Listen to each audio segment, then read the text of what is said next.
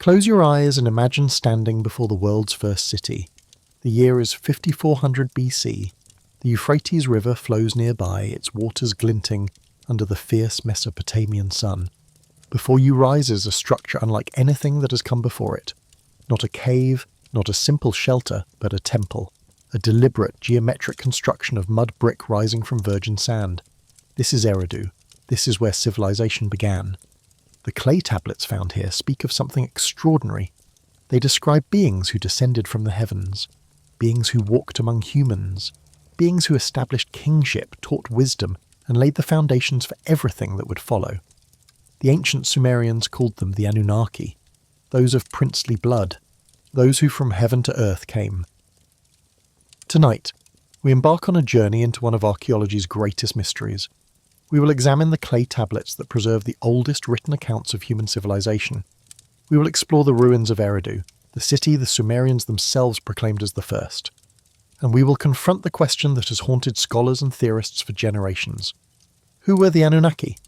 Were they merely the gods of ancient mythology, products of the human imagination trying to explain the cosmos?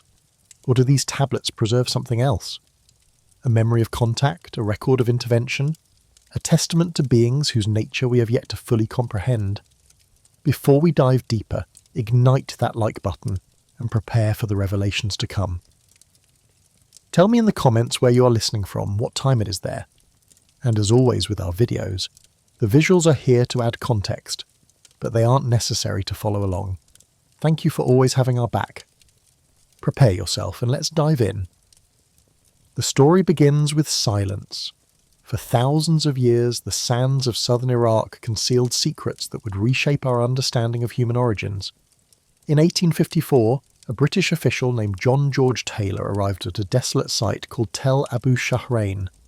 He was an agent of the East India Company, serving as vice-consul at Basra, and he had been commissioned to investigate a series of mysterious mounds rising from the desert floor. Taylor was not an archaeologist. His sensibilities were those of a businessman and diplomat. When he began his excavations, he found mud brick walls, drainage systems, fragments of limestone columns decorated with cone mosaics. Nothing spectacular, nothing that would fetch a price at auction or impress the British Museum. In his report published in 1855, Taylor wrote with barely concealed disappointment, "My visit this year to Abu Shahrain has been unproductive of any very important results." He questioned whether it had even been worthwhile to transcribe his field notes. But Taylor found something that would prove more valuable than gold. Inscribed bricks, wedge-shaped cuneiform characters pressed into clay 4,000 years ago. And when scholars examined these inscriptions, they realized what Taylor had dismissed so casually. He had discovered Eridu, the first city mentioned in Sumerian literature, the place where, according to the most ancient texts, kingship first descended from heaven. For decades after Taylor's disappointing expedition, the site lay largely forgotten.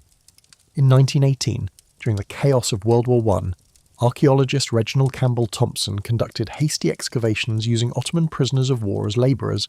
In 1919, H.R. Hall arrived and made a remarkable discovery. A piece of manufactured blue glass dated to around 2000 BC, coloured with cobalt. This technique predated its known use in Egypt, suggesting that the technological sophistication of ancient Mesopotamia had been vastly underestimated. But the true revelation came after World War II. In 1946, the Iraqi Department of Antiquities made a decision that would rewrite our understanding of the ancient world. They commissioned Iraqi archaeologist Fuad Safar, assisted by British archaeologist Seton Lloyd, to conduct the first major systematic excavation of Tel Abu Shahrain. Safar and Lloyd had worked together before at Tel Uqayr, and they shared a vision. They believed that Eridu could yield data about the earliest phases of Mesopotamian history, data that would illuminate the very dawn of civilization. What they discovered exceeded their wildest expectations. As they excavated Mound 1, an 82-foot-high tell covering nearly 1,900 by 170 feet, they first uncovered the remains of an unfinished ziggurat, a massive stepped pyramid built at the end of the 3rd millennium BC by a ruler of the 3rd dynasty of Ur. But it was what lay beneath that ziggurat that changed everything. They opened trenches on top of the mound and began to dig systematically downward, documenting every stratum, every layer of human occupation. As they descended through time, the architecture became progressively older and more primitive. They passed through remains from the Ur-3 period, dating to the 21st century BC, then through the Uruk period, reaching back to 4500 to 3200 BC, and then, at the deepest levels, they hit something extraordinary, the Ubaid period, the pre-Sumerian era stretching from 5300 to 3800 BC. In total, Safar and Lloyd identified 18 distinct strata of occupation, 18 layers of human history stacked one upon another like pages in a book.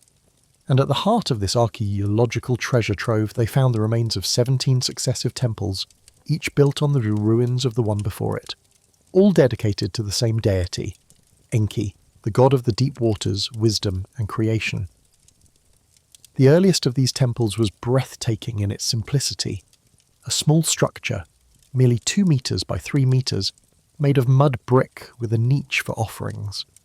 But over the centuries, this humble shrine grew.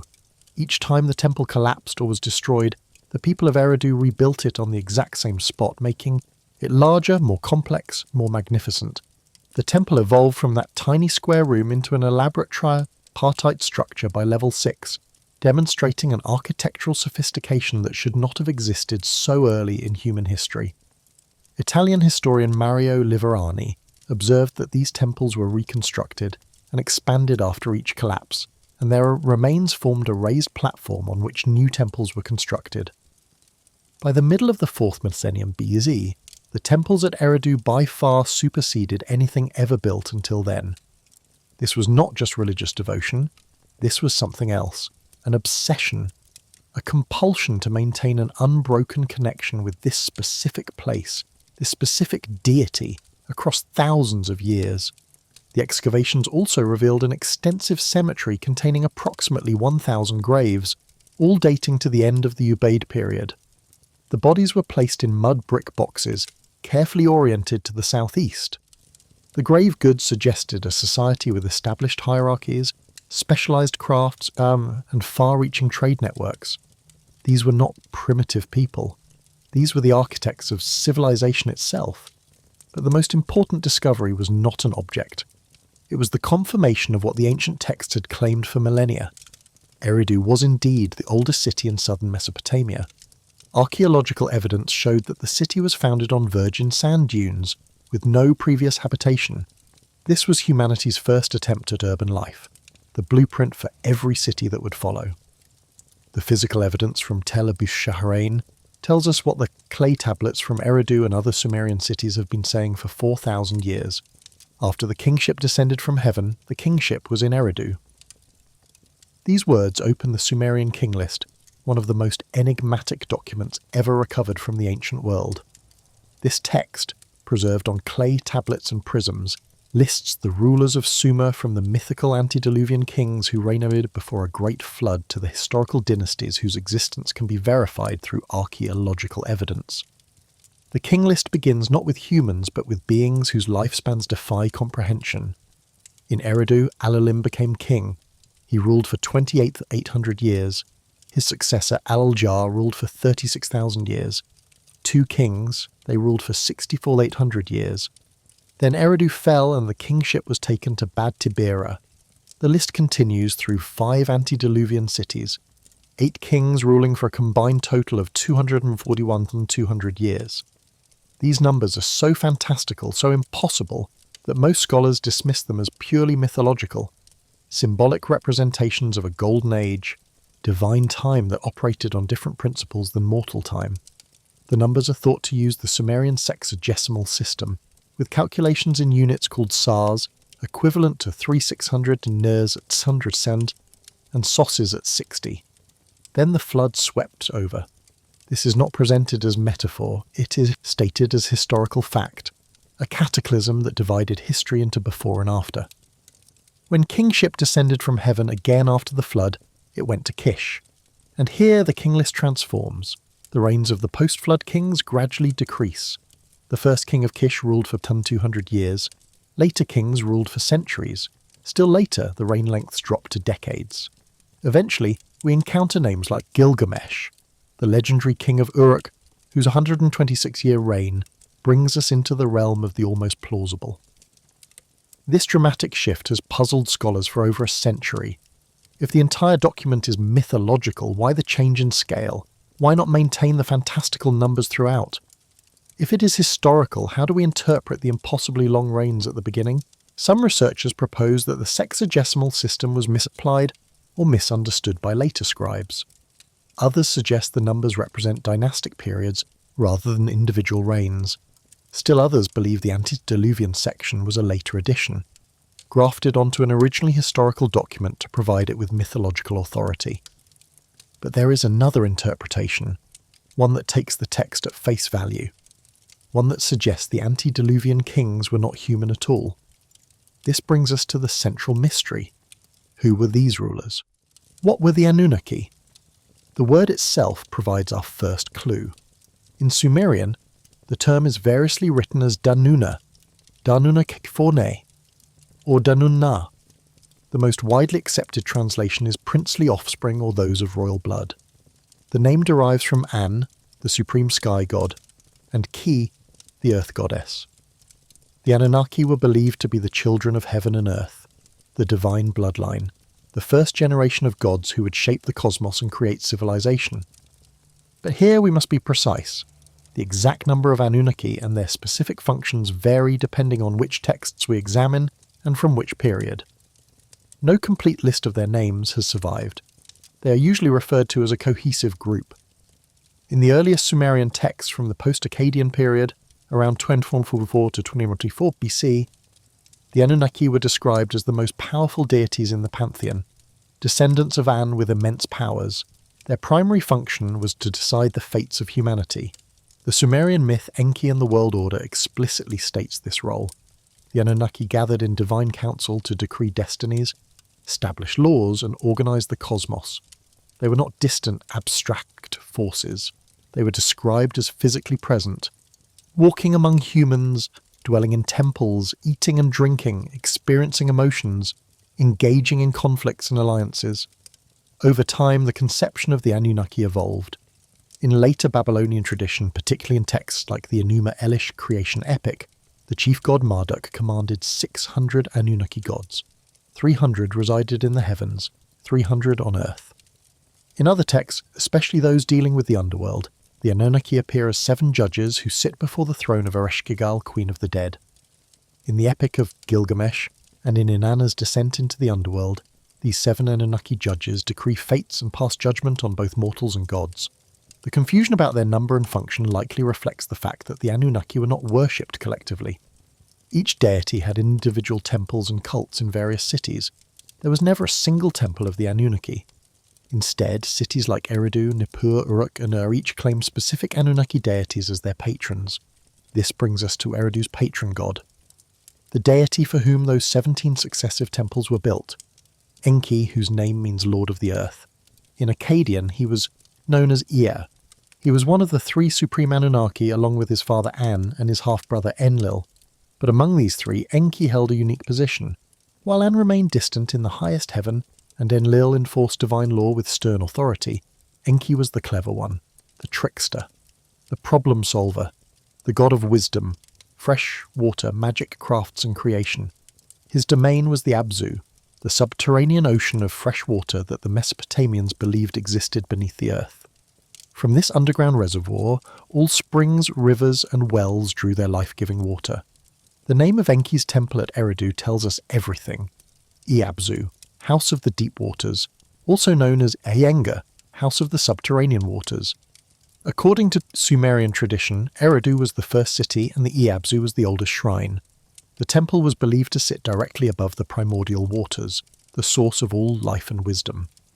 The archaeological evidence confirms this deep connection. The 17 levels of temples discovered by Safar and Lloyd span over 2,000 years of continuous worship from approximately 5400 BC to 600 BC, when the city was finally abandoned.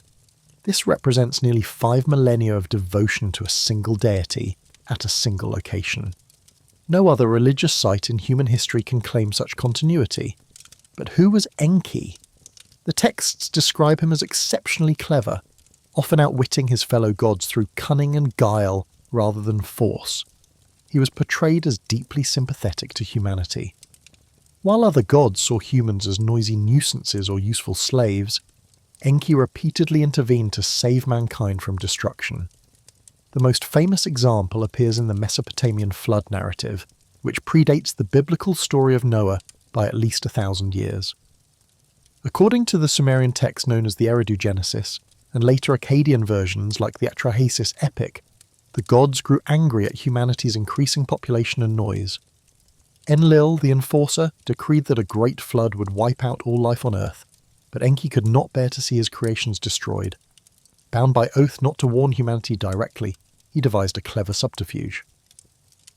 He went to the reed hut of a righteous man named Utnapishtim in the Akkadian version, Ziusudra, or in Sumerian, and spoke to the wall of the house, knowing the man was listening inside.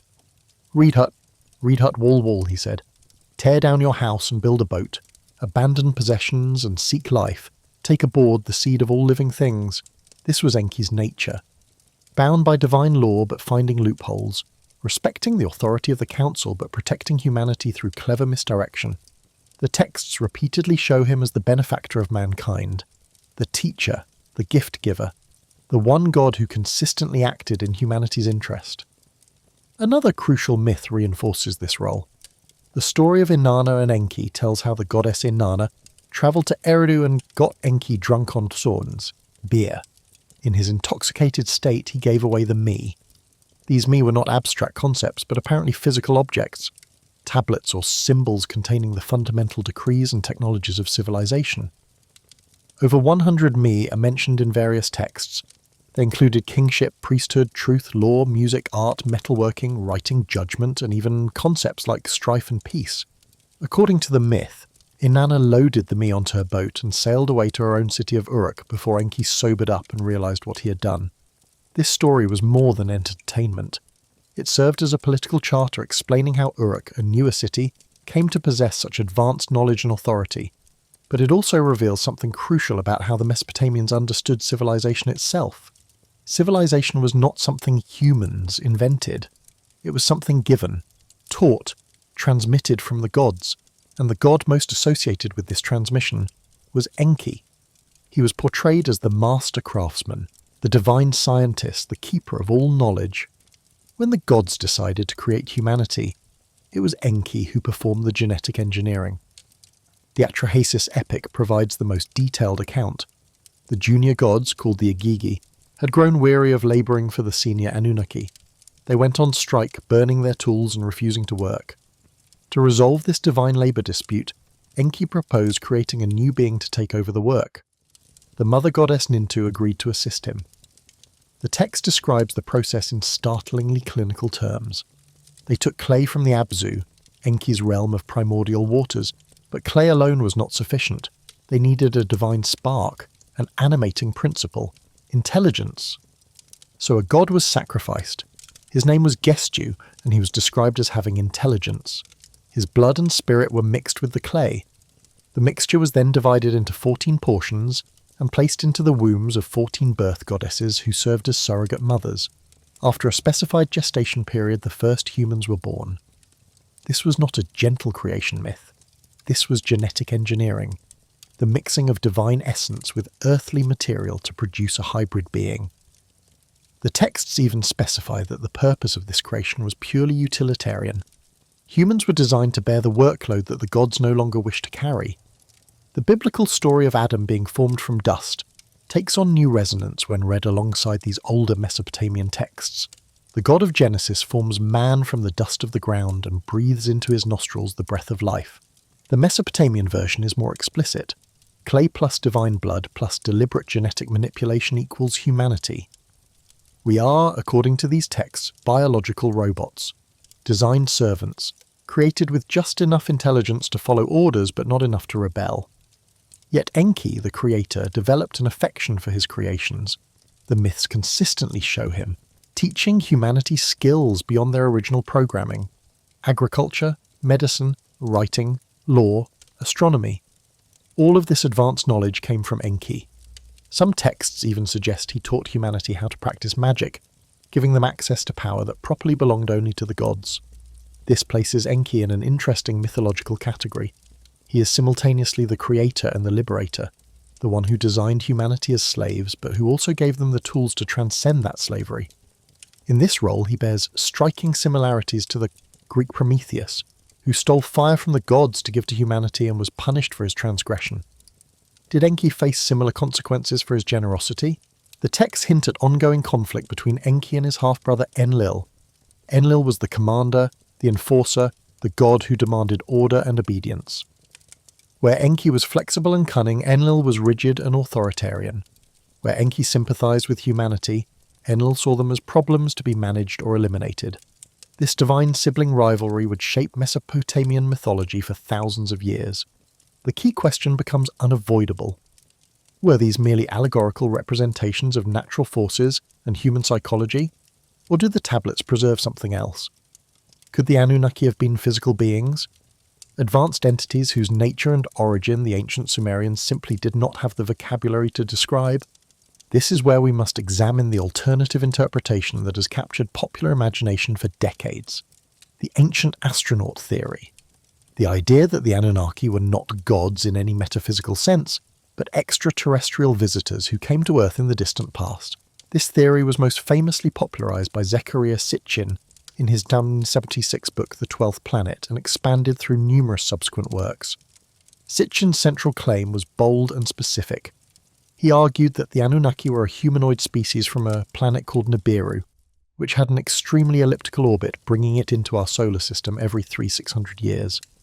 According to Sitchin's interpretation of the texts, the Anunnaki came to Earth approximately 450,000 years ago seeking gold. Their home planet's atmosphere was failing, and they needed vast quantities of gold to create a protective shield in their stratosphere. The Anunnaki established mining operations on Earth, primarily in Africa. But after thousands of years of backbreaking labour, the worker Anunnaki went on strike. This prompted their chief scientist, Enki, to create a new workforce through genetic engineering. Humans were literally designed to be miners. Our entire species exists, in this interpretation, because of an ancient alien labour dispute. Sitchin pointed to specific Sumerian artifacts as evidence. He claimed that cylinder seal V243 depicted the solar system with 12 celestial bodies, a sun, moon and 10 planets, including the hidden planet Nibiru. He translated various Sumerian terms in ways that supported his theory. The word Shem, which Orthodox scholars translate as name or reputation, Sitchin claimed meant rocket or skyship. The Anunnaki did not descend in a metaphorical sense. They literally flew here in spacecraft. Furthermore, Sitchin argued that the Sumerian sexagesimal mathematical system, with its base of 60, was too sophisticated to have been developed by primitive humans. It was taught by the Anunnaki. The same with their advanced astronomy. How did the Sumerians know about Uranus and Neptune, planets invisible to the naked eye and not rediscovered by modern science until the 18th and 19th centuries? Sitchin's answer was simple. The Anunnaki told them. The 300-year orbital period of Nibiru became the key to Sitchin's entire chronology. He believed the antediluvian rains in the Sumerian king list should be interpreted using this number. Asar, the unit of 3600, was not just a mathematical convenience. It was a Nibiruan year. The impossibly long rains suddenly made sense if you were counting in the lifespan of beings from another world. Sitchin's work has sold millions of copies and spawned a global movement. His theories have been featured in countless documentaries, inspired television shows like Ancient Aliens, and become a cornerstone of modern alternative history. The appeal is obvious. The ancient astronaut theory provides concrete material answers to profound questions about human origins. It explains our rapid development from hunter-gatherers to city builders. It gives us cosmic parents. It makes us part of a larger galactic story. But here we must be rigorously honest. The academic response to Sitchin's work has been overwhelmingly negative.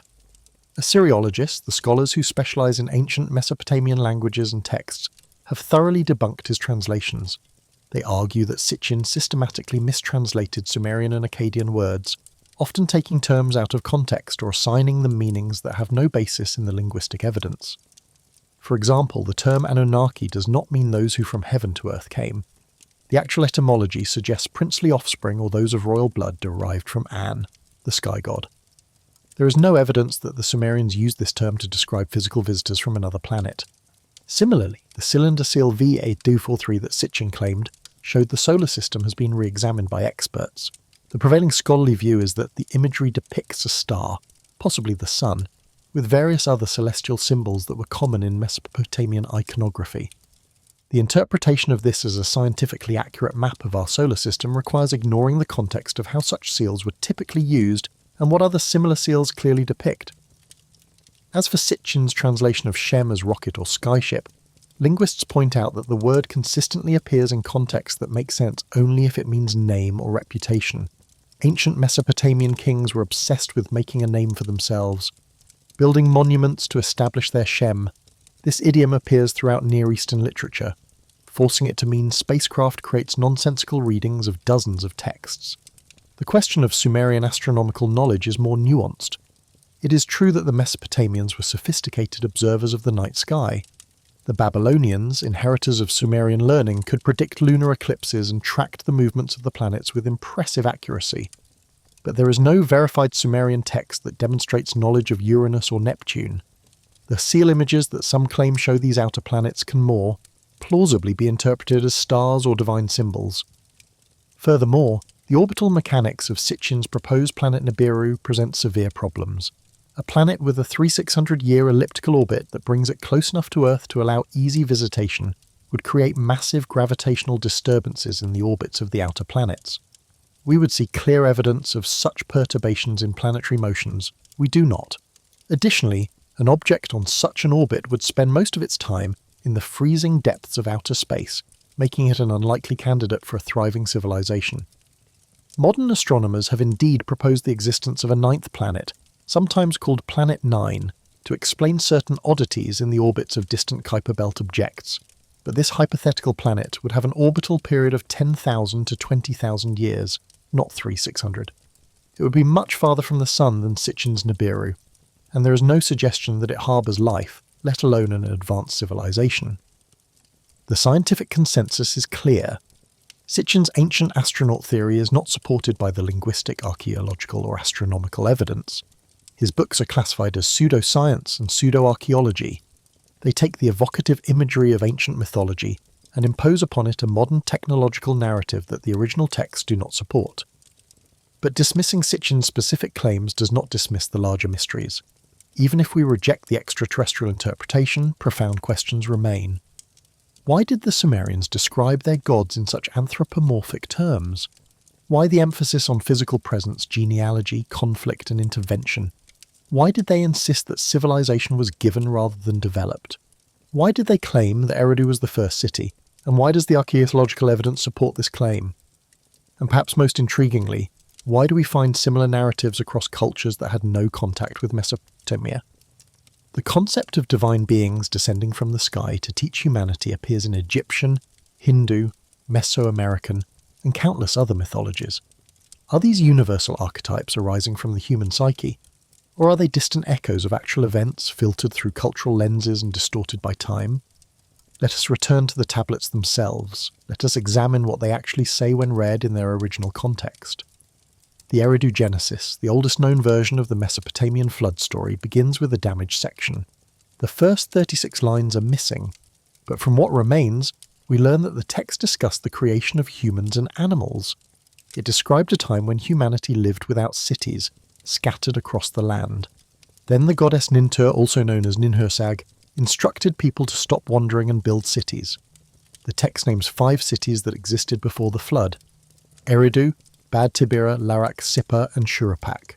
These were the 5 cities of the Sumerian king list's antediluvian section. Kingship was established. Kings ruled. But then humanity multiplied and became too noisy. The god Enlil, disturbed by the clamour of human civilization, decided to destroy mankind with a flood. But Enki, loyal to his creations, warned Ziusudra, the king of Shuruppak. Ziusudra built a boat and survived the deluge. After 7 days and nights of flood, the storm ceased. The sun returned. Ziusudra made offerings to the gods, and in a remarkable gesture, Enlil granted Ziusudra and his wife eternal life, taking them to dwell in Dilmun, a paradise-like land. This narrative pattern, flood survival divine favour, appears in the later and more detailed Gilgamesh epic and in the Atrahasis epic.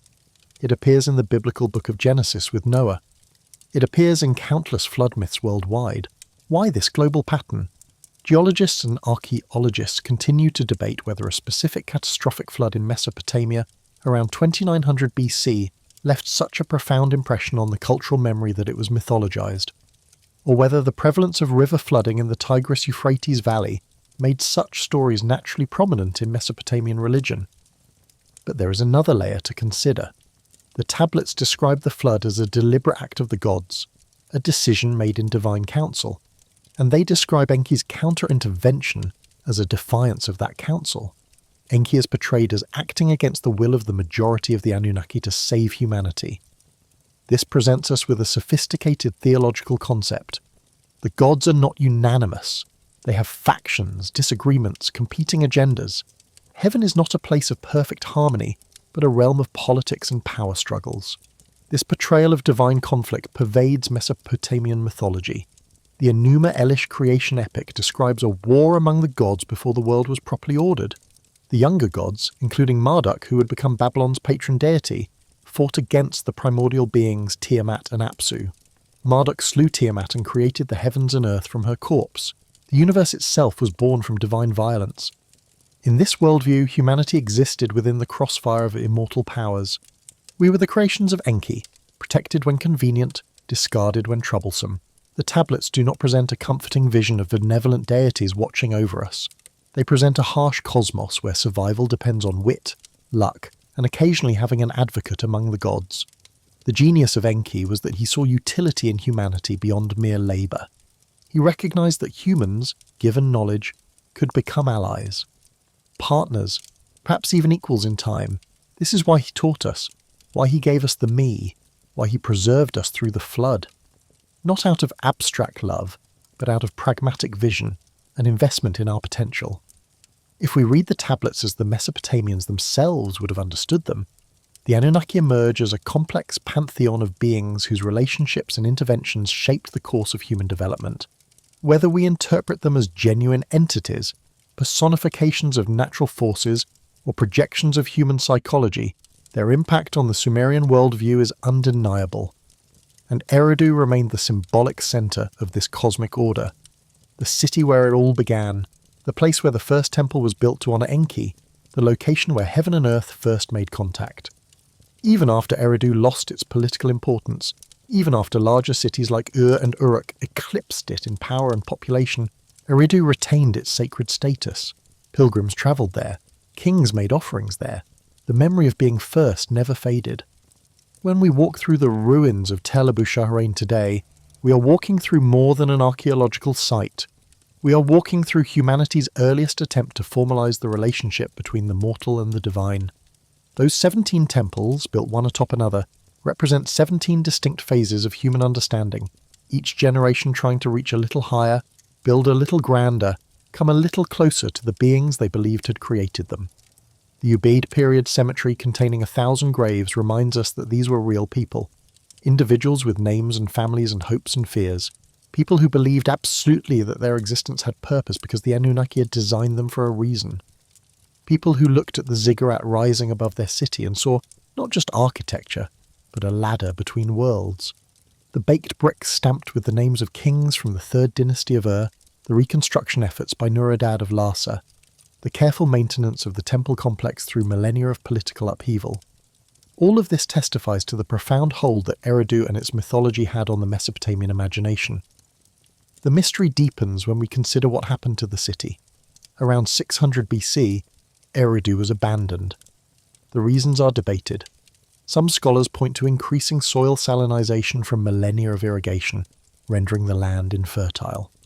Others suggest that the changing course of the Euphrates River left the city without adequate water. Still others propose that political shifts made the site untenable. But there is a haunting possibility. Yes. Perhaps the city was abandoned because the gods themselves had left. Throughout the 2nd and 1st millennia BC, as Mesopotamian religion evolved and syncretized with other cultures, the old Sumerian deities became more abstract, more distant. Enki became Ea in Akkadian. The intimate relationship between deity and city weakened. The gods who once walked in temples now resided only in ritual and text. The end of Eridu marks a transition in human consciousness, from a world where gods were physically present to a world where gods were accessible only through intermediaries, from direct divine governance to human self-governance with divine sanction. This shift is visible across many ancient cultures during the first millennium BC. The era scholars sometimes call the Axial Age, when philosophical and religious thought moved toward more abstract universal concepts of the divine. Yet the tablets remain, clay baked hard by time and circumstance, preserving words written by scribes who believed absolutely in what they recorded. The Epic of Gilgamesh, portions of which reference Eridu and the antediluvian age.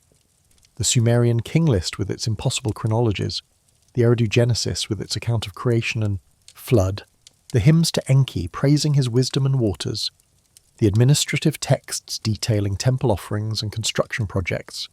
These are not the products of primitive minds. The cuneiform script itself represents cognitive sophistication, the ability to abstract spoken language into written symbols, to standardize those symbols across cities and centuries, to teach literacy, to maintain archives. This is the foundation of civilization, and it all traces back to Sumer, to Uruk and Ur and Nippur, but especially to Eridu. The first city, modern archaeology continues to reveal new information about the site. In 2019, a joint Italian, French, and Iraqi team resumed excavations at Tel Abu Shahrain. Using modern techniques like photogrammetry and detailed sound topographic mapping, they're examining the Ubaid period cemetery and residential areas with unprecedented precision. New tablets may yet be discovered, new artifacts that could illuminate the relationship between the physical city and the mythological narratives. But even with all our technology, even with satellites and ground-penetrating radar and advanced linguistic analysis, we cannot definitively answer the central question. Who were the Anunnaki? If we take the texts at their word, as many ancient astronaut theorists do, the Anunnaki were physical beings from elsewhere who came to Earth, genetically engineered humanity, taught us civilization, and eventually departed or withdrew from direct involvement in human affairs. This interpretation requires us to accept that the Sumerians were recording history, not composing mythology. It asks us to believe that terms like descended from heaven are literal descriptions of space flight. It suggests that the impossibly long reigns in the king list reflect alien lifespans or different time measurements. If we follow mainstream academic interpretation, the Anunnaki were mythological constructs, personifications of natural forces, psychological archetypes, political propaganda tools, or some combination of all three. This interpretation requires us to see the Sumerians as we see all ancient peoples, intelligent, creative, but ultimately working with a pre-scientific understanding of the world. They created elaborate stories to explain the unexplainable. Thunder was the voice of gods. Floods were divine punishment. The apparent order of the cosmos must be maintained by celestial beings. But there is a third possibility, one that integrates elements of both interpretations. Perhaps the Anunnaki were not extraterrestrials in the sense of beings from another planet. Perhaps they were something else entirely. Entities from another dimension, advanced human civilizations from an earlier cycle of history, artificial intelligences from a previous technological age, genetic experiments or hybrid beings from a forgotten era. Or perhaps, most intriguingly, they were exactly what the Sumerians said they were, children of heaven and earth, beings that bridged mortal and immortal realms in ways we cannot fully conceptualize, because such beings no longer exist in our experience. What if the tablets preserve garbled but genuine memories of contact with something truly other? What if the reason we cannot decode the mystery is not that the Sumerians were primitive, but that they were describing something so far outside our frame of reference that no translation can capture it?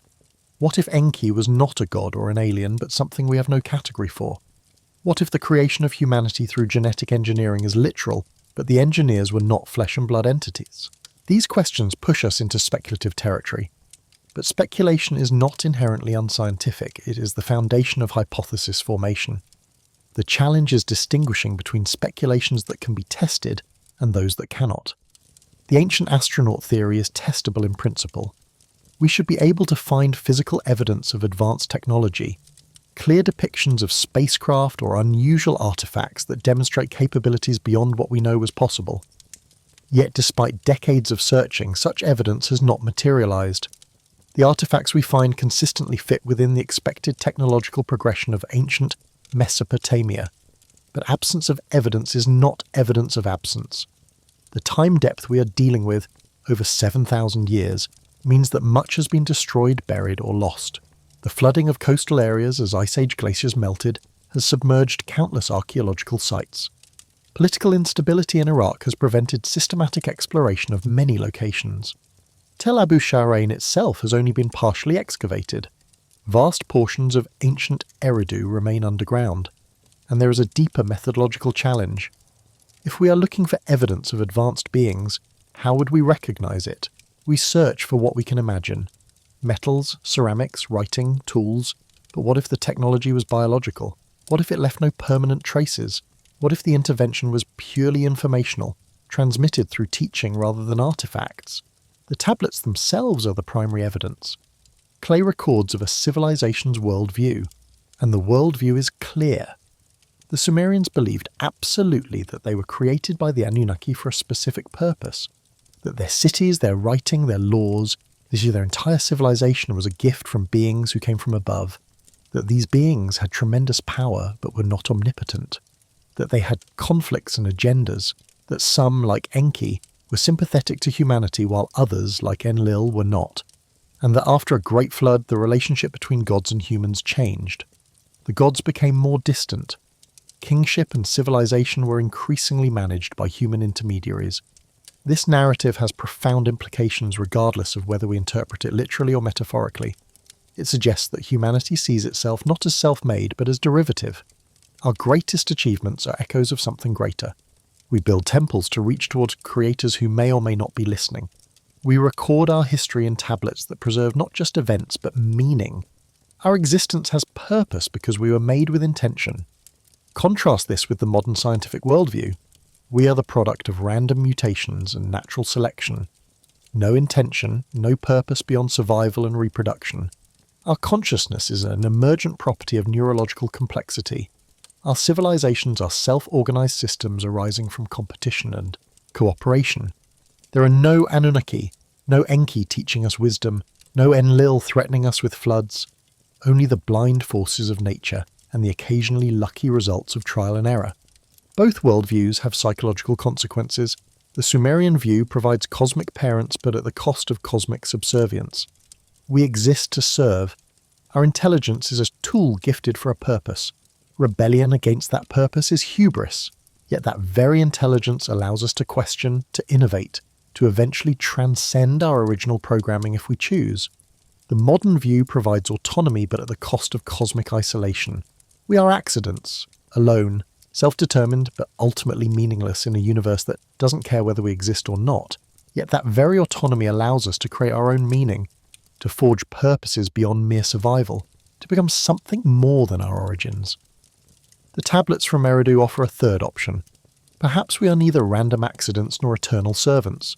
Perhaps we are an experiment, a project undertaken by entities whose motives we don't fully understand. Perhaps our purpose was originally mundane, mining gold or building temples, but the potential Enki saw in us transcended that original design. Perhaps we are a species still in formation, still becoming what we might be. This interpretation makes the clay tablets from Eridu urgent rather than merely historical. They become instruction manuals, warnings, promises. They tell us where we came from, even if we dispute the details. They remind us that civilization is fragile, that it has been lost before in floods and collapses. They suggest that knowledge is something to be preserved and transmitted, not rediscovered from scratch each generation. They warn us that there are forces beyond our control, whether we call them gods or natural disasters or cosmic cycles, that can reset everything. And most importantly, they tell us that Eridu exists, that the first city is still there in the Iraqi desert, that if we want answers, we should return to the beginning, not just to excavate more artifacts, but to understand why that location mattered so much for so long. What made that particular spot on the Euphrates the place where heaven and earth first met? Perhaps the answer lies in the Abzu itself, Enki's realm, the subterranean waters. The Sumerians believed that beneath Eridu lay the source of all fresh water, the primordial ocean. Modern geology tells us that the region sits atop massive aquifers, fresh water trapped in underground formations, life-giving water in an arid landscape. To the ancient mind, this was miraculous, divine, a gift from below that enabled life above. But what if there is more? What if the Abzu represents something other than literal underground water? In many mystical traditions, water symbolizes consciousness, knowledge, the source of life and mind. Enki as Lord of the Abzu could be interpreted as master of the subconscious, the deep mind, the realm where wisdom and creativity arise from unknown depths. The tablets were baked clay, earth transformed by fire, but they were inscribed with knowledge drawn from the Abzu, wisdom rising from the deep. This symbolic reading does not contradict the literal. Symbolism and reality often operate in parallel in ancient thought. The temple really did sit above water sources, but it also symbolically connected earth and the depths, human and divine, conscious and unconscious. Enki was god of both the physical waters that enabled agriculture and the waters of wisdom that enabled civilization. When we read that Enki taught humanity, we might understand this as shamanic knowledge, techniques for accessing the deep mind, for diving into the Abzu of consciousness and returning with insight, creativity, technical innovation. The me that Inanna stole might represent not physical tablets but psychological technologies, methods for organizing thought, memory, and society. Writing itself is such a technology. It externalizes memory, allowing knowledge to outlive individual minds. And writing was born in Sumer. The earliest known writing, proto-cuneiform, appears around 3400 BC in Uruk and other Sumerian cities, but the tradition claims Eridu was first. Was writing developed there earlier, in forms that haven't survived? Or is the claim metaphorical, acknowledging Eridu as the spiritual source, even if the technical innovation occurred elsewhere? These questions spiral outward, connecting us to the deepest mysteries of consciousness and civilization. How did we become who we are? Where did language come from? Why did humans suddenly, in geological terms, develop complex abstract thought, art, writing, cities? The standard answer is gradual evolution, but the archaeological record shows something more like punctuated equilibrium. Long periods of stasis followed by rapid bursts of innovation. The Neolithic Revolution, the transition from hunter-gatherers to farmers, happened remarkably quickly in Mesopotamia around 10,000 BC. Within a few thousand years, we have permanent settlements. By 5400 BC, we have Eridu, a planned city with monumental architecture. By 3400 BC, we have writing. This is a dizzying pace of change. The span from the first temple at Eridu to the invention of writing is only about 2,000 years. That's shorter than the span from the fall of Rome to today. Did something accelerate human development in Mesopotamia? Was there an infusion of knowledge from an external source? Or did the unique environmental conditions of the Tigris-Euphrates Valley, combined with the cognitive abilities humans had evolved over hundreds of thousands of years, simply create the perfect circumstances for rapid cultural evolution? The tablets offer one answer. We were taught. The Anunnaki, specifically Enki, gave us the tools we needed. Writing, mathematics, law, agriculture, metallurgy. All the foundations of civilization were gifts from above. This explanation is satisfying in its simplicity but troubling in its implications. If we were taught, we might forget. If civilization is a gift rather than an inherent human capability, it can be lost. And indeed, civilizations have collapsed. Knowledge has been lost and painfully reacquired. The burning of the Library of Alexandria, the fall of Rome, the collapse of the Mayan civilization, the abandonment of Eridu itself. History is littered with lost knowledge. Each loss diminishes us. Each recovery is a struggle. Perhaps this is why the Mesopotamians were so obsessed with preserving texts. They understood that knowledge is fragile, that it requires constant maintenance and transmission, that scribes and libraries are as essential to civilization as farmers and cities. The clay tablets were intentionally made to last, baked until hard as stone. Cuneiform characters pressed deep into the surface. These were not casual notes but deliberate archives, official records, sacred texts, historical chronicles. The Sumerians were documenting their world for future generations, ensuring that even if the cities fell, the knowledge would survive. And it has. We can read their words today. We know what they believed, what they valued, how they understood their place in the cosmos. The tablets from Eridu and the other Sumerian cities are our direct connection to the minds of the world's first civilization. They speak across 7,000 years with clarity and power. So what do they tell us? They tell us that our ancestors believed in beings called the Anunnaki who shaped our species and our civilizations. They tell us that Eridu was the first city, the sacred place where this relationship began. They tell us that Enki was the friend of humanity, the one who consistently intervened on our behalf against more hostile gods. They tell us that civilization nearly ended in a great flood, but was preserved through clever planning and divine mercy. They tell us that kingship and law and knowledge itself descended from heaven as gifts. Whether these accounts are literal history, mythologized memories, or pure fiction matters less than what they reveal about human self-understanding. We see ourselves as created for a purpose, as recipients of knowledge rather than its originators, as children of heaven and earth, as beings whose potential exceeds our origin. This self-understanding drove the Sumerians to build the first cities, create the first writing, establish the first legal codes. It drove them to maintain Eridu as a holy place for 5 millennia. It gave them the confidence to believe that human action matters, that we can build monuments that outlast us, that we can preserve knowledge for future generations, and perhaps most importantly, it taught them humility. The gods were powerful and humans were small, but humans were clever. We could survive floods, we could learn from setbacks, we could maintain civilization even when the gods seemed distant or hostile. The story of Sudra surviving the flood became a template. Catastrophe comes, but preparation and wisdom allow survival. The world can be unmade, but it can also be remade. These are lessons written in clay, preserved beneath Iraqi sands, waiting for each generation to rediscover and reinterpret. The excavations at Tel Abu Shahrain are not finished. More tablets likely remain buried. More insights into Sumerian thought await discovery. But we already have enough to grapple with profound questions about human origins, the nature of knowledge, and our relationship to forces beyond our understanding.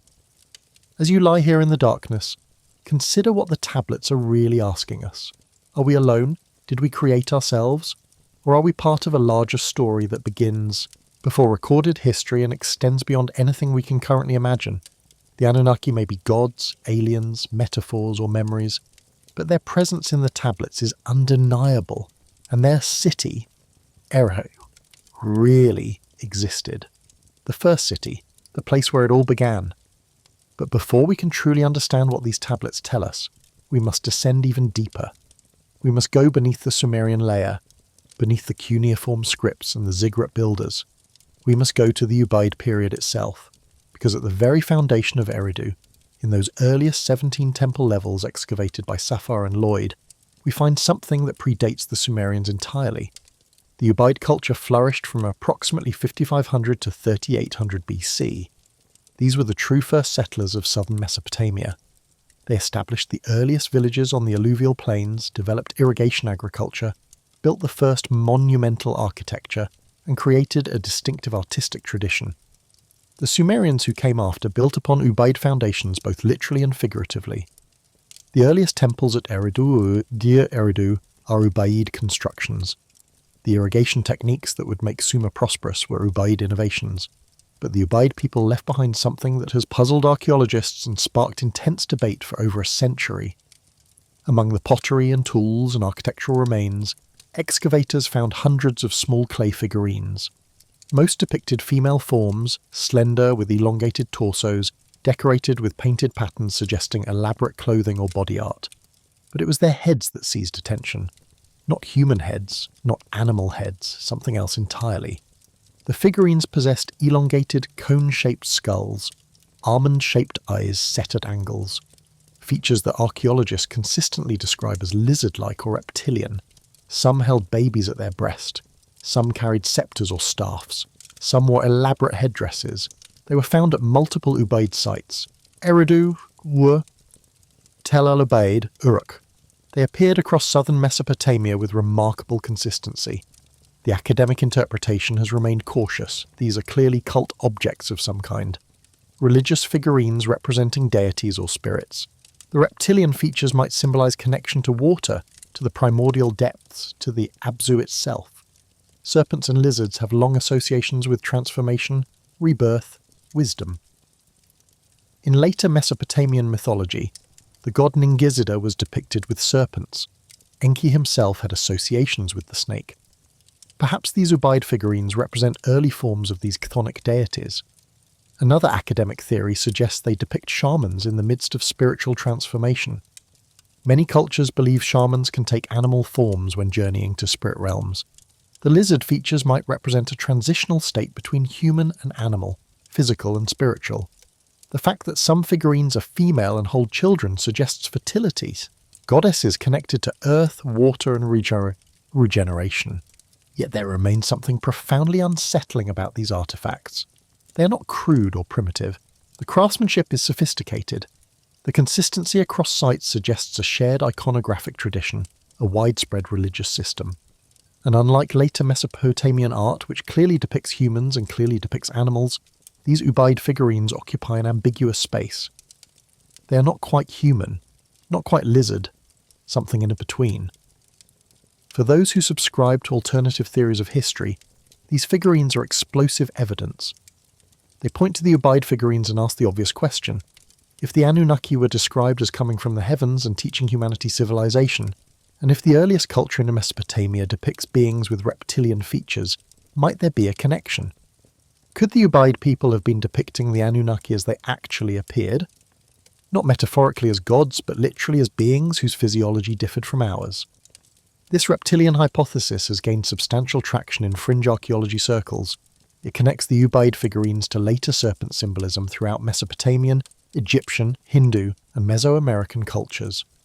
The Nagas of India, the feathered serpent Quetzalcoatl of the Aztecs, the Uraeus serpent of Egyptian pharaohs. Serpent deities appear with suspicious frequency across unconnected ancient cultures. Why? The hypothesis suggests that the Anunnaki were reptilian or reptilian hybrid beings, that early humans, lacking sophisticated language to describe these visitors, used the closest analogies available: lizard men, serpent gods, dragon kings, that over time, as the actual beings departed or withdrew, the memories became more abstract, more mythological. The literal reptilian visitors transformed into symbolic serpent deities, but the original images, the Ubaid figurines, preserve the truth. Academic archaeologists dismiss this interpretation categorically. They point out that snake and lizard symbolism is nearly universal because these creatures are powerful, mysterious, and often dangerous. They represent the untamed natural world, the underworld, transformation through the shedding of skin. These are archetypal images arising from human psychology, not evidence of actual reptilian visitors. Furthermore, the Ubaid figurines show significant variation. Some have more pronounced reptilian features than others. Some appear more human. This suggests artistic convention and individual interpretation rather than attempts at realistic portraiture. If they were depicting actual beings, we would expect more anatomical consistency. The academic consensus remains that these are religious objects representing spiritual concepts, not documentary evidence of reptilian humanoids. Yet the mystery endures. Why did the Ubaid people, the very first civilization in Mesopotamia, choose these particular forms? What did these beings represent to them? And why did they seem so alien, so other, compared to the anthropomorphic deities that would dominate later Mesopotamian art?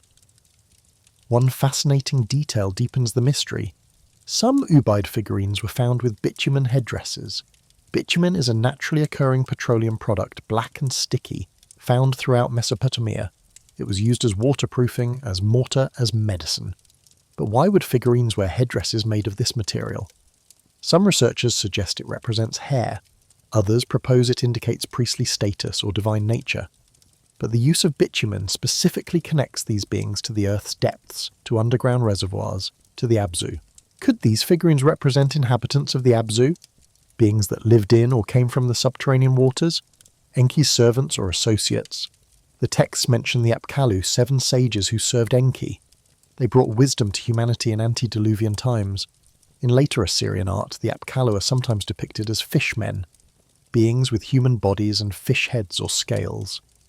Could the Ubaid lizard figurines be earlier versions of the same concept? Aquatic or amphibious beings connected to Enki and the Abzu? This brings us to a crucial realization. The Ubaid period at Eridu stretches from 5400 BC to approximately 3800 BC. That is 16 centuries of continuous occupation and religious activity before the Sumerians proper emerge. 1600 years of people living at Eridu, building and rebuilding Enki's temple, creating these enigmatic figurines. This is not a brief cultural blip. This is a stable, long-lasting civilization with sophisticated beliefs and practices. And then, around 3800 BC, the Ubaid culture transitions into the Uruk period. The pottery styles change, the architectural forms become more elaborate. Writing appears, the great Sumerian civilization emerges, but it does not emerge from nothing. It emerges from Ubaid foundations. The Sumerians inherited the cities, the irrigation systems, the religious sites, and quite possibly the religious beliefs of the Ubaid. This raises profound questions about continuity and transformation. When the Sumerian texts speak of the Anunnaki descending from heaven to establish civilization, are they remembering the Ubaid period? Are the Anunnaki, in Sumerian cultural memory, the Ubaid people themselves? An earlier, perhaps more advanced culture that taught the incoming Sumerians the foundations of civilization. Archaeological evidence shows no dramatic population replacement. The transition from Ubaid to Uruk appears gradual. This suggests cultural evolution rather than conquest. But the Sumerians themselves claim their civilization came from outside. The Sumerian language is not related to any other known language family. It is an isolate. Scholars do not know where the Sumerians came from, or when they arrived in Mesopotamia. They simply appear in the historical record as the dominant culture around 3500 BC. Could there have been two waves of arrival? First the Ubaid, establishing the settlements and basic agricultural society. Then the Sumerians, bringing language and writing and complex political organization. And did the Sumerians mythologize the Ubaid as the Anunnaki, the earlier people who had laid civilization's groundwork? This interpretation makes the reptilian features of Ubaid art a symbolic distinction rather than a literal one. The Ubaid people were depicting their own deities or ancestors as deliberately non-human to emphasize their otherness, their sacred nature. Then when the Sumerians inherited these sites and these religious traditions, they reinterpreted the imagery through their own cultural lens. The lizard beings became the Anunnaki. The Abzu became Enki's realm. The ancient Ubaid temples became the holiest sites of Sumerian religion. Yet this explanation, elegant as it is, cannot fully account for the strangeness of the Sumerian king list. Those impossibly long antediluvian reigns. The clear division between pre-flood and post-flood eras. The insistence that civilization came from the heavens. These elements suggest the Sumerians believed their civilization had extraterrestrial or divine origins, not merely that they inherited sites from an earlier human culture. Perhaps the truth combines elements of both interpretations. Perhaps the Ubaid were human, but possessed knowledge and capabilities that seemed divine to later peoples. Perhaps they were indeed the survivors of an even earlier, more advanced civilization destroyed in a cataclysm. The flood that the texts repeatedly mention. Geological evidence indicates that southern Mesopotamia experienced significant flooding events throughout its prehistory. The region's low-lying alluvial plains were vulnerable to catastrophic inundations when rivers swelled or storm surges pushed seawater inland. Around 2900 BC, there is evidence of a particularly severe flood event that left deposits across multiple Sumerian cities. Could this be the historical basis for the flood mythology? But some researchers point to an even earlier cataclysm.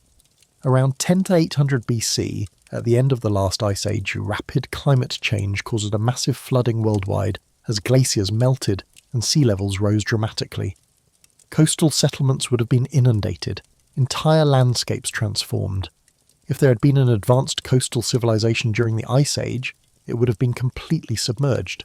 Its survivors would have fled inland, carrying whatever knowledge they could preserve. This is the lost civilization hypothesis, the idea that human history is far older and more complex than orthodox archaeology admits, that there have been multiple cycles of rise and fall, that the Ubaid and Sumerians were not the first civilizations but merely the first civilizations of the current cycle, that the Anunnaki represent a memory of the previous cycle's survivors, who possessed ancient knowledge and appeared godlike to the primitive hunter-gatherers they encountered. In this view, the lizard figurines might represent attempts to depict these ancient survivors whose features had become confused and distorted over millennia of oral tradition. Or perhaps the reptilian imagery is purely symbolic, marking these beings as belonging to a previous age, a previous creation, fundamentally different from current humanity. The evidence for such lost civilizations remains controversial and hotly debated. Mainstream archaeology points out that we have excellent coverage of the archaeological record for the past 10,000 years. If advanced civilizations had existed before the Sumerians, we should find their ruins, their tools, their waste. We do find increasingly sophisticated cultures as we look backward. The Natufian culture of the Levant around 12,000 BC. The impressive structures at Göbekli Tepe in Turkey dated to 9600 BC. But these, while remarkable, do not show technology beyond stoneworking and basic agriculture. Alternative researchers counter that we are looking in the wrong places. That Ice Age civilizations would have been coastal, now underwater. That their technology might have been biological rather than metallic, leaving no lasting traces. That catastrophes could have obliterated most evidence. These arguments are difficult to prove or disprove, which is why the debate continues. What we can say with certainty is that Eridu represents the earliest known permanent urban settlement in southern Mesopotamia, that it was founded by the Ubaid culture, that the Ubaid created enigmatic reptilian figurines whose meaning remains unclear, that the site was continuously occupied and held sacred for nearly 5 millennia, that the Sumerians inherited it and built their most important religious concepts around it, and that the Sumerian texts themselves insist their civilization came from the heavens, brought by the Anunnaki, with Eridu as the first point of contact. The 17 temple levels at Eridu become more significant when we understand this deep history. Each reconstruction represents not just architectural evolution, but ideological continuity. For 1600 years, Ubaid priests maintained this shrine. For another 2,000 years, Sumerian, Akkadian, Babylonian and Assyrian priests continued the tradition. 4,000 years of worship at a single location. What compelled such devotion? The temple excavations revealed fascinating details about ritual practice. Each level included offering tables or altars. Some levels had niches containing cult statues. The temple plan evolved from a simple room to a complex structure with multiple chambers, courtyards, and specialized spaces. By the Uruk period, the temple had become a massive complex dominating the city.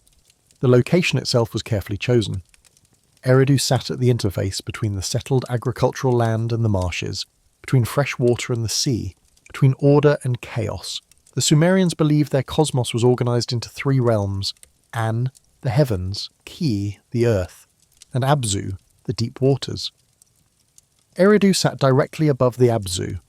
It was literally the point where heaven, earth, and underworld met. This cosmological significance cannot be overstated. To build at Eridu was to build at the center of the universe. To worship there was to worship at the source. Enki, as Lord of the Abzu, controlled the fundamental waters that made life possible. Without his beneficence, the irrigation channels would run dry, the fields would wither, civilization would collapse. The relationship between Eridu, Enki and water was not metaphorical, but existential.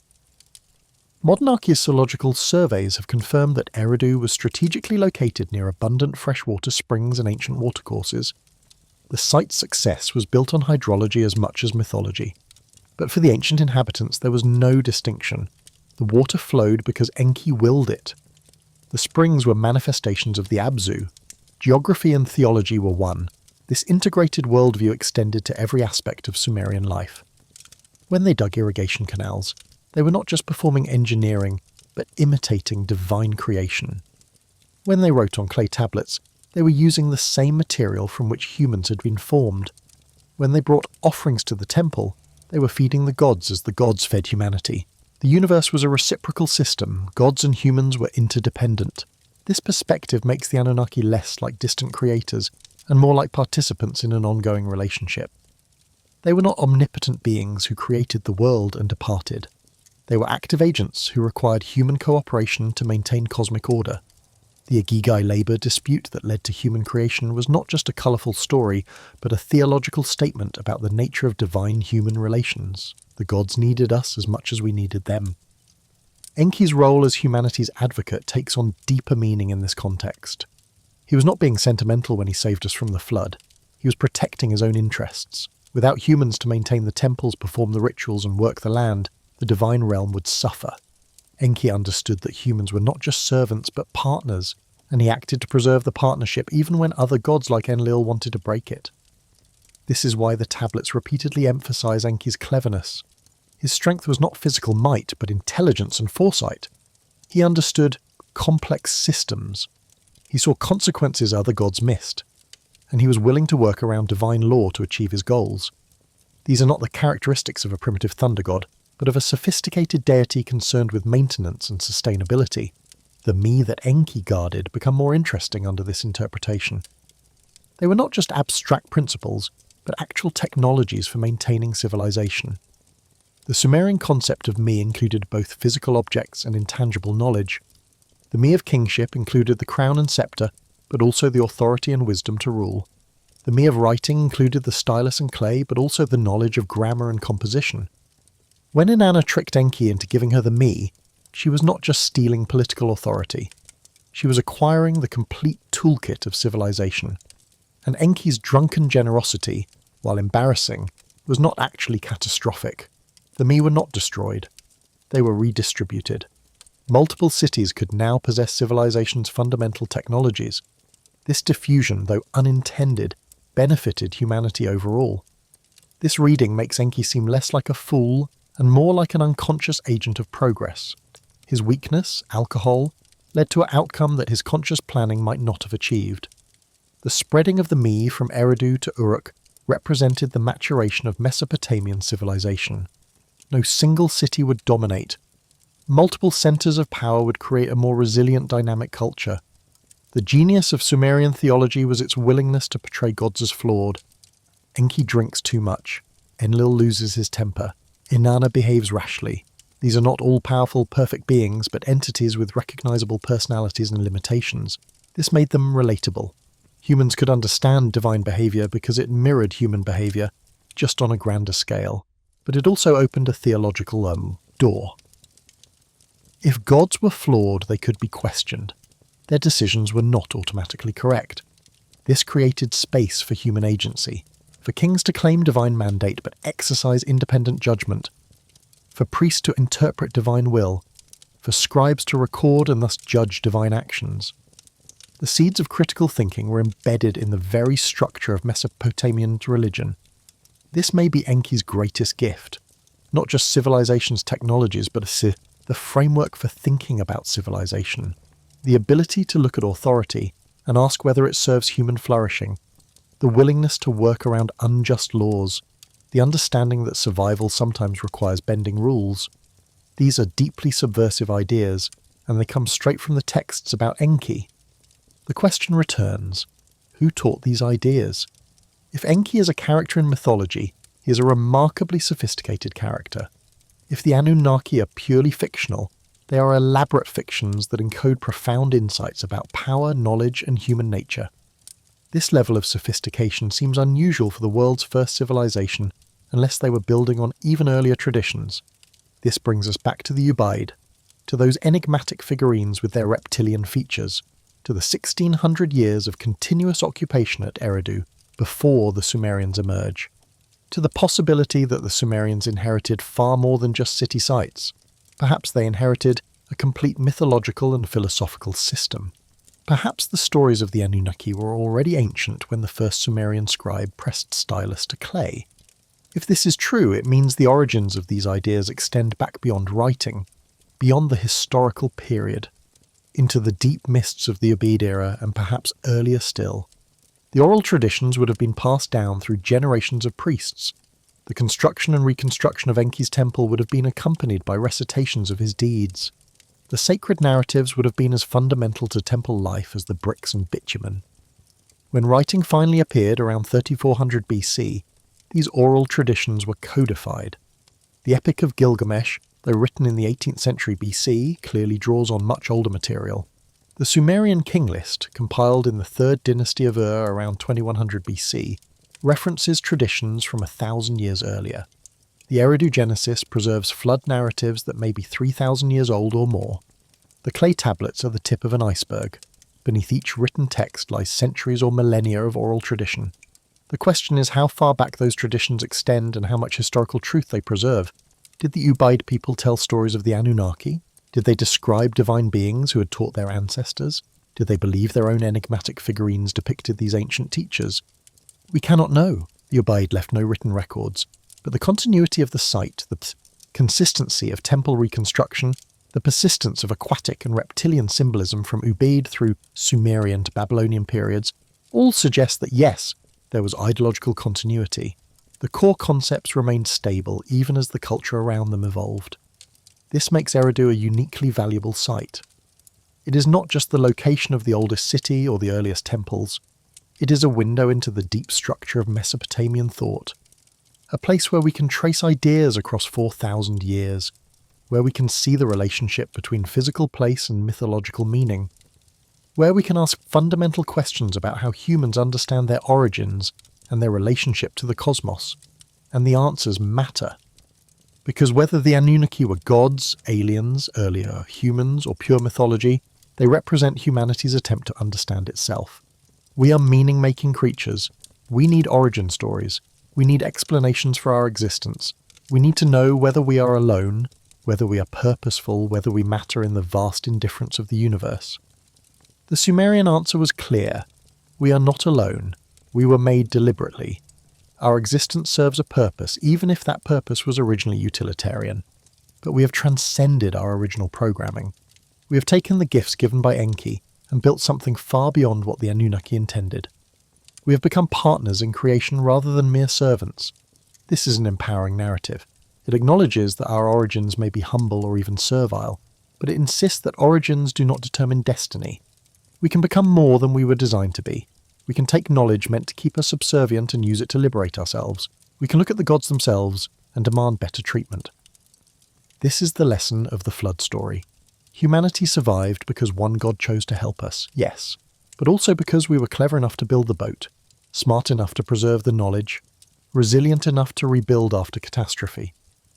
The tablets from Eridu teach resilience. They come from a civilization that lasted over 3,000 years, that survived floods, invasions, collapses, that saw empires rise and fall but maintained cultural continuity through it all. The scribes who wrote these texts understood impermanence. They had seen cities destroyed. They knew that even the mightiest civilization could end. That is why they wrote everything down, why they baked the tablets hard, why they buried them in temple foundations and palace archives. They were speaking to us across the millennia, trying to ensure that even if their cities crumbled to dust, their ideas would survive. And they succeeded. We can read their words today. We can walk through the ruins of Eridu. We can hold their tablets in museums worldwide. The clay endures when bronze and wood and flesh have long since turned to dust. This is the ultimate victory of the scribes, not political. Power or military might, but the power of the written word to transcend time. The power of ideas to outlive empires. The power of questions to remain relevant 7,000 years later. Who are we? Where did we come from? What is our purpose? The Sumerians asked these questions, recorded their best answers, and left the questions open for future generations to reconsider. We are those future generations, and we find the questions as compelling as ever. The archaeological evidence continues to accumulate. New excavations at Tel Abu Shahrain may yet reveal tablets that clarify the mysteries. Advances in linguistic analysis might unlock meanings in texts we have already recovered. Scientific techniques might date artifacts more precisely, or identify trade goods that reveal unexpected connections between cultures. But even with perfect knowledge of the archaeological record, we may never definitively answer who the Anunnaki were, because the question is not purely historical. It is philosophical. It is about how we understand the relationship between myth and reality, between symbol and fact, between the stories we tell and the truths we seek. The clay tablets from Eridu are not just ancient texts. They are mirrors. They reflect our own desires for meaning, our fears of meaninglessness, our hope that we are more than accidents, our suspicion that we may be nothing more. They challenge us to think deeply about consciousness, knowledge, civilization. They force us to confront the possibility that our ancestors, despite lacking our technology, may have understood things we have forgotten. Perhaps that is the final secret of Eridu.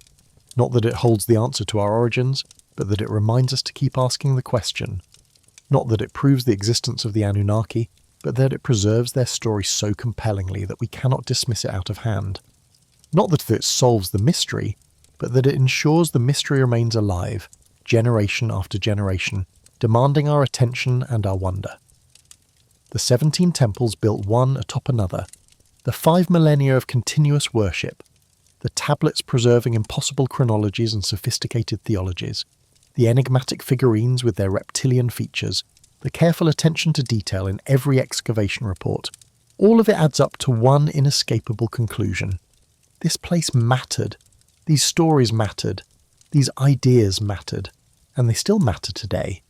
Every time someone discovers the ancient astronaut theory and begins researching Anunnaki, every time a scholar publishes a new translation of Sumerian texts, every time a documentary explores Mesopotamian mysteries, every time someone stands in a museum before a clay tablet and marvels that it has survived for 4,000 years, Eridu reaches across time and touches us. The first city is still speaking, still teaching, still asking us to consider that we may not know ourselves as well as we think, that our history may be deeper and stranger than we imagine, that the cosmos may be more populated and more mysterious than our current science admits, or that human psychology and creativity may be even more profound than we give ourselves credit for, capable of generating mythologies of such power and consistency that they feel like memories of actual events. Either way, we are enriched by the encounter. We are better for having asked the questions. We are wiser for acknowledging the limits of our knowledge. We are more human for maintaining our sense of wonder in the face of deep time and ancient mysteries. If you've made it this far in our journey, perhaps you'll take a moment to like this video and subscribe to the channel. Let me know in the comments what you think. Are the Anunnaki gods, aliens, or something we haven't yet imagined? Are the Ubaid lizard figurines evidence of actual beings or sophisticated symbolism? Where are you listening from, and what mysteries do you want us to explore next? Thank you for joining me on this journey to the beginning of civilization. Until next time, keep questioning, keep exploring, and never stop seeking the truth hidden in ancient words pressed into clay 7,000 years ago.